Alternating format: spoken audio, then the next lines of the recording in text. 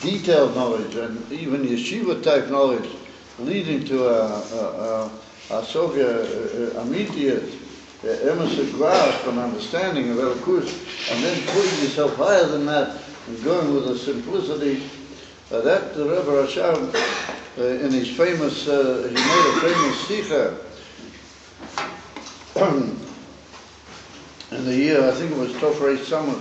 The Rebbe spoke about the whole purpose of yeshiva was the Indian of what he called to change a new Rosh Hashanah in Chabad. And instead of Chabad being Chokmah Bina V'das, then Chabad became Chayalei Beis David. Chayalei Beis David. And the Rebbe said in that famous sikha that he said that we're coming into a time of the, how do you call it, the birth pangs and the birth pains before the Izgalus of Mashiach. Avamela is going to need people that they will have to write. The Gemara says that whoever goes out to the war of David and Melech in order to avoid questions, and I mean, they used to write a get for their wife in such a way that it would be talui, it would be dependent in what's called a condition that if they died in the war, then the get would be active for their wife, and she would be able to be divorced. So the Rebbe Rashab says that in Ruchnias, that means that you've got to be able to divorce yourself from all the things of this world. Not that he means that the wife means just this world. That's not what he meant. But what he meant was that indicatory of that Indian, as it were, the being bound into the world, is expressed in the word wife. Understand? But once again, I don't mean anything bad against any wives. Therefore, the Rebbe said that Kol ha'yetzel and Milchemes Beis David.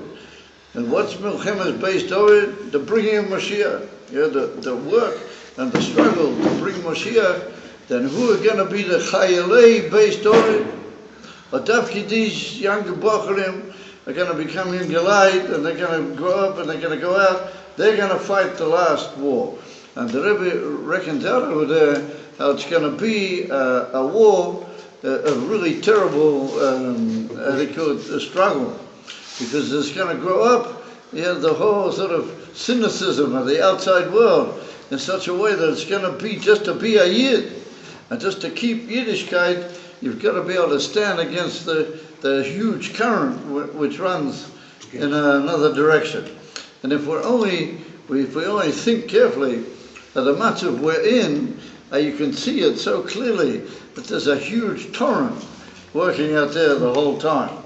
And Lubavitch has undertaken the almost impossible task to beat that torrent, to beat it at its own game, and to bring Moshiach b'poel.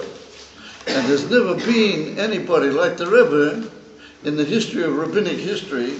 There's never been anybody who worked for Moshiach and step by step with this unbelievable stoicism that Rebbe keeps at the end for Moshiach.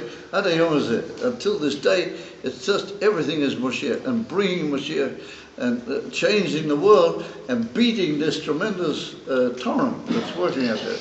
And unfortunately, it all gained this torrent, it gained a tremendous burst from the whole coming into the world of Zionism. The idea of building a state here and turning everybody into nationalists and, the whole terrible thing. But if we think about it, just how unbelievably sinister the whole thing is. Everybody walks around, oh, it's so great, But underneath, it's just so destructive. The Rebbe decided that he's going to beat that. He's undertaking. Therefore, he founded the yeshiva Tomchei Tmimim, and the Bochrim and the Ingalite are Chayalei Beis David. They are the new Chabad to the war fighters, the Chayalim, the pastors, to fight against the unbelievable torrent of disbelief and of chiloni, secularism, and the whole mindset, the whole unbelievable philosophy which is behind it and everything, and the koyach which is beating that, and it's going to beat it b'poyach. And the koil which is taking over the whole world, despite all that, is the Rebbe. And you can see it everywhere, wherever you go, you find this unbelievable koil, and I got a taste of it. It's amazing. I drove down to the Merkaz on Monday to be Menachem Avu by Chaim Zev. You know Chaim Zev's wife passed away now. By Chaim Zev's children. I went down to be Menachem Avu by them. Oh, here's the guy who took me there. Here he is. So on the way back, we drove, up to Chris Chase. You know what Chris Chase is? The big posh road. And in the middle, there's a big place where you can stop in the middle and have a drink and take it easy and the whole thing. There's a little bit further out of this big place where you stop, there's a little Beit Chabad. It's amazing. Unless you know about it, you might not see it. And what's this Beit Chabad? It's a caravan, a very posh type of caravan. It's got an air conditioner, and you step inside, and it's got Sforim, and it's got all sorts of good Sachen inside, and you can daven in there. It's very, you can daven with a minyan or without a minyan, depending on your luck. It's an amazing situation in there. There's a shas, and there's other Sforim there. You can sit down and learn if you want, and you have a cup of coffee. It's an amazing place. So as we were driving away, I thought to myself two thoughts. One thought was, how much does he have customers during the day? Not many people. If you think about what some people imagine should be the results of a day's work in Mivtoim or something, they want hundreds and fifties, and maybe this guy doesn't talk in that language. Maybe he gets a few tens of people a day. But the whole, who knows if the center of Eretz Yisrael stands on that Beit Chabad. Because what does he do? He's satisfied that if a couple of people come in and they say, Shema Yisrael, Havai Elokeinu, Havai Echad, and they mean it. Because if they step in there, and when they say it, they mean it. And that reaches up to Atzma Ein Tzev, and this is Puyah Yeshua's B'Kerem Ha'orah. And so you can't imagine what a schus that guy has. And the whole day he stands there waiting for customers, and when they come in he deals with them in the best possible way, and he sends them away happy people. And why are they happy? Because they did mitzvah Hashem, and they pray to Hashem. They pray and they offer up their prayers to Hashem. They don't know anything about Atzilas, and they don't know about L'mayla Atzilas or Pilah. They know only about the Eivish, the Atzma Ein Tzev. And so he has 10 people a day, 15 people a day. Maybe in the night time, where a few people drive, he has a minyan for Mariv. That's what he told us. Some days he has a minyan for Mariv. And that is, how do you call it? That is Chayalei based on it. That is the power which is going to bring Moshiach. And that is the power which is changing the whole public. So I got into a taxi here in Tzfaz just the other day. I got in on Monday, when I was coming down to the minyan, I get into the taxi. There's a guy with a sort of a casquette, and I'm sort of driving all over, so he looks over to me and he says, Yechia Melech. I jumped out. I said, Shalom Aleichem, who are you? So he said, I'm not a formal Chabadnik, I don't keep all the Chabad things. He said, but I hold from the Rebbe here, and he said, I hold that Moshiach has to come, and he said, I hold that the Rebbe is the one, and he gave me this whole amazing thing. I couldn't believe it, It was just, and how did that happen? It happened because there's a guy sitting in that Beit Chabad, for example, but he's worried about bringing the message of Elokus to somebody, so the message gets through. It gets through, and people get the right idea. And that's what's beating the torrent throughout the whole world. It's those few people who are standing, they are the emes Chayalei Beis Dovid. So I thought to myself, that young man who runs a little Beit Chabad in Chris Chase, he doesn't know what he's achieving. Who at small over there? He doesn't have the faintest idea. But it could be that the whole center part of Eretz Yisrael is standing on him. From which, because the Rebbe Rashab said, Chayalei Beis Dovid. It all goes back to the Rebbe Rashab. And the Rebbe Rashab had Mesiras Nefesh. And he changed the whole world with Tomchei Tmimah. He introduced a new idea that you don't live for yourself. You didn't come down into this world for yourself. You came down in this world to make the world a better one. And that's what we saw tonight in the Maimon. That's what the Rebbe said. If you have ashpur, if Hashem gives you as ashpur, it's only in order to give further. Hashem gave you something, you have to give further. And what's the point of giving further? You have to bring the world closer and closer to Elokus, and that's Moshiach. That's Paramei HaMoshiach. They are the footsteps of Moshiach, and that's the koyach of the Rebbe Rashab. That's the koyach of Tomchei. And that koyach is gradually taking over. It's gradually taking over. And the amazing thing is that it's taking over the Ummah Ha'olam. It's not just the Yidden. Last time I went to America, I got up onto the plane. There was a guy sitting there with a big computer. You know, they have the computers even on the planes now. And he's studying, you know, some sort of miser there on his computer. All of a sudden I sat down in my seat and he's over here. Next thing he looks up and he says, "Well, you're a religious Jew by any chance?" And I said, "Yes, I am." He said, "Listen, you guys have got to become more outspoken." That's what he said. You have to talk more. I said, "What about? You know, what are we supposed to talk about?" He said, "You have to tell them that Jerusalem belongs to you." And he said, the temple, he said, "That's the secret to everything." That's what he said. My head jumped out of my head, and I thought to myself, you know, that's the Rebbe. That's the Kirch of the Rebbe. That's the Kirch of the Rebbe. And where does it all start? It starts with a few chayili based on it, a few Meshugoyim, but they're gesunte Meshugoyim. They're healthy Meshuganim. And they're healthy Meshuganim. And they are changing the world. And that's the message. That's the message of Tomchei. When I first came to Eretz Yisrael, I had to go into a person in Kfar Chabad, who he was, through marriage, he was related to Reb Zalman, to my mashpia. And so he told me I must go in and give him a greeting. So when I came to Kfar Chabad, I went in to see this person, and his name was Rav Glasman. He was like, in those days, he was the deputy Rav of Kfar Chabad. He was like, when the old Rav, Reb Shneur Gareli, he was the Rav then, when he couldn't pass him for something, he wasn't around, or he wasn't feeling well, or his face was, he would like take over the shadows and two for however long was necessary, and he used to pass him all the shadows. He was a very learned person, this Rav Glasman. Very, very learned person. And he'd been told by the Rebbe Rashab that he must learn smicha, and he must take a Rabbanah. He had a Rabbanah in Russia before he came to.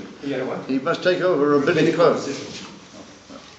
So he got a yichidus with the Rebbe Rashab, and the Rebbe Rashab told him he must learn Ibn Ezra. What Ibn Ezra is the chilek of Shulchan Aruch, which got to do with kiddushin and gittin and all those things. So he said, "Why, Rebbe? Why do I have to do that?" So he said, "You got to go out to a certain town, and you're going to meet Shem. There's going to be an empty place there in the Rabbanas, and I want that Lubavitch, our Yingelite, should become the Rabbanim in these towns." That's what the Rebbe Rashab said to him. So he goes away and he learns Ibn Ezra, and after a long time he passed all the tests and everything. And he came in, he had another Yechidus with the Rebbe Rashab before he was supposed to go out to the town where he was supposed to go. So the Rebbe Rashab asked him if he got through the Ibn Ezra and everything. He said, yes, he did.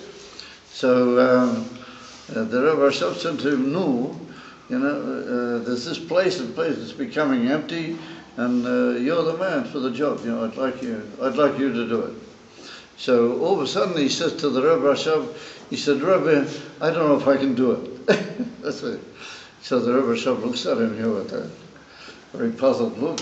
He said, "What's the problem?" So he said, "Rebbe," he said, "I'm afraid." And he didn't mean he's afraid that, you know, what's going to be there.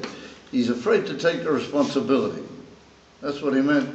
A Rav has to paskin, and particularly in things like kiddushin and gittin, and you know, it's a very serious thing. So he said, "Ich hab moire zu nehmen die achrayat." He said, "Ich hab moire." In Yiddish, that means I'm afraid. So all of a sudden the Rebbe Rashab smiled, a beautiful smile. And he said it was like as if the whole world, the sun had come in and lit up the whole room, that the smile was a very beautiful smile. So he said, the Rebbe Rashab said to him, so I should send somebody who's not afraid? Yeah, I should send somebody who's not afraid. Yeah. And the Rebbe smiled, a big smile, and looked him in the eye, and he said, Rebbe, he said, when do I go? As he said, tell me when I go, and I'll go. That's Lubavitch, you understand? You have to be scared to take the achrayas. You have to be afraid, or you have to take the achrayas. And Davki, because you're afraid, and that's why you should take the achrayas. Davki, because you're afraid. And if you're not afraid, then off away. You're not the one for the job. And that's the sort of people that Lubavitch brought out. So I saw this when I met him. And he told me the story about himself. He told me personally the story. So it was amazing. He poured me out like a bit of milk into my tea, from a jug of milk. I noticed that he had misformed fingers, like sort of misformed. I just happened to notice it, so I looked the other way. I didn't. So he looked at me and he smiled and he said, "You're looking at my disformed hand." So I said, "No, not chasron. I'm not looking. I just happened to notice it, So you know how that happened? You ever heard the story? You guys, in the old days in Russia, it was a very big problem with the military service. And so all the Bochrim and Tomchei Tzvim used to try and find ways to get out of the military service. And on Simchas Torah, every year on Simchas Torah, the Rebbe Rashab, after the Akofes, he used to receive all the Bochrim who had to go to the military, and he would give them brachas, and he would tell them what was going to happen to them. He would even say to them, and they say it was mamish nevuas, one after the other. He would say, you are going to be this, you are that, you are that. And he used to tell them to do certain things to get out of the... Most of them, he would give them an eitzah, how to get out of this, how to get out. And so there was a man in Lubavitch that he especially used to disform people's hands. He used to disform their hand, and if your hand was like that, then the army for sure wouldn't take you. They wouldn't take you. But he promised, he promised that it would grow back again. And it used to. It took several years, but it used to sort of go back again. It wasn't permanent. It wasn't meant to be permanent. So he said that I came up to the Rebbe, Rashab, and he said, I just looked at the Rebbe and I didn't say anything. Because, I was in the line for those who were going to report to the army. So he said, the Rebbe looked at me and the Rebbe said, Macha Hantole. That means in Yiddish, make a hand, make a small hand. And that meant, to go to this man and deform your hand. So he went to this man deformed his hand. And he said, by all the others it grew back. He said, by me it didn't grow back. So then the Rebbetzin came in, and she came in to bring some cake. And he looked up at the Rebbetzin, and he said, Baruch Hashem, it didn't damage the shidduch. He said to me in Yiddish, Baruch Hashem, it didn't damage the shidduch. Even though he had a deformed hand, she took him. So the reason she took him was he was a very special person. He was a very elevated person. But the Rebbe Rashab said to him, Macha Hantale, make a hand, and it never came. And I saw it. He comes to I saw he had the right hand. His two fingers like that, and this finger was sort of a bit crooked. And the right hand. When he picked up the jug, he picked it up just with these two fingers. I couldn't help noticing it. Of course, I looked away. He said, "Well, you noticed this." Yeah. So that's the Indian Chayalei based of it. They don't belong in the Russian army. They belong in Hashem's army. They bring down, and the Rebbe's got them all over the world. The Rebbe Rashab had them in Russia, which wasn't an easy place. Oh, the Rebbe's got them all over the world. And these guys are mamish. You can't tell what they're achieving. They teach people to have a new outlook on the world completely. A person who walks into the Beit Chabad and comes out of the Beit Chabad is like a before and after advertisement. Have you ever heard of before and after advertisement? Yeah? You ever seen a before and after advertisement in your life? You ever seen one? That's what people are like. When they walk into the Beit Chabad, they're before. And when they come out of the Beit Chabad, they're after. And the same thing is with when you put tefillin on somebody. Have you ever noticed? When you put tefillin on somebody, you know, he's still got no time to leave me alone. And you put tefillin on him, and have you ever noticed it? He's another person, he's happy, he's molatzim for what? Well, this is Gile Elikut. That's the revelation of divinity. Divinity has come down and chap divinity. He's got a nefesh elokis, and divinity, he's reached out and pushed his nefesh elokis. That's the Yad Hashem. And the Rebbe works in everybody, and he brings, through positivity, he brings the Gile of the nefesh elokis. Maybe even better than we have it, believe me. Well, I couldn't help thinking when he took me into this Beit Chabad in Fish Chase, my mind started working. That's the message. That's the message of Kof Market. Kesed. Kesed to that's completely beyond.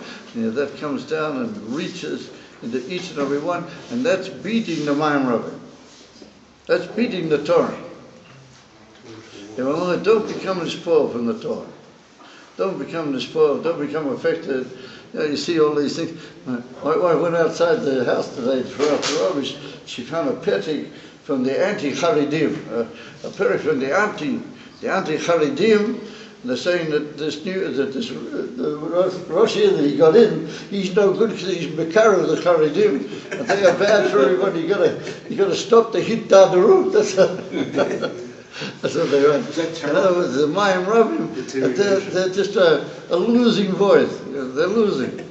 It's dropping out of their hand. And therefore they're fighting. Why? Because the Rebbe is taking it out of them.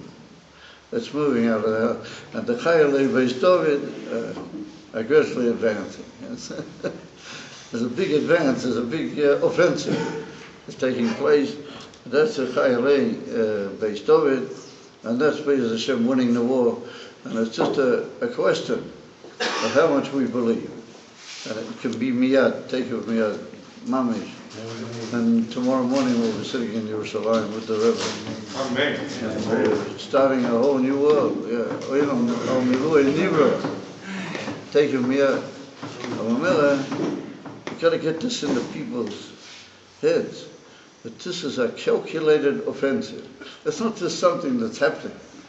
But the Rebbe and the Rashab and the Friedrich Rebbe and the Rebbe, they planned it.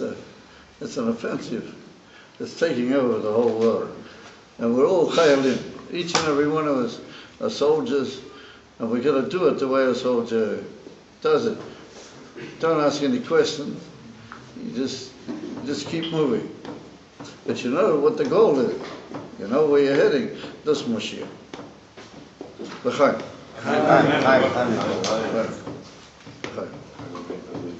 And just by the way, we'll talk about that later. L'chaim. L'chaim. I'm with Robert.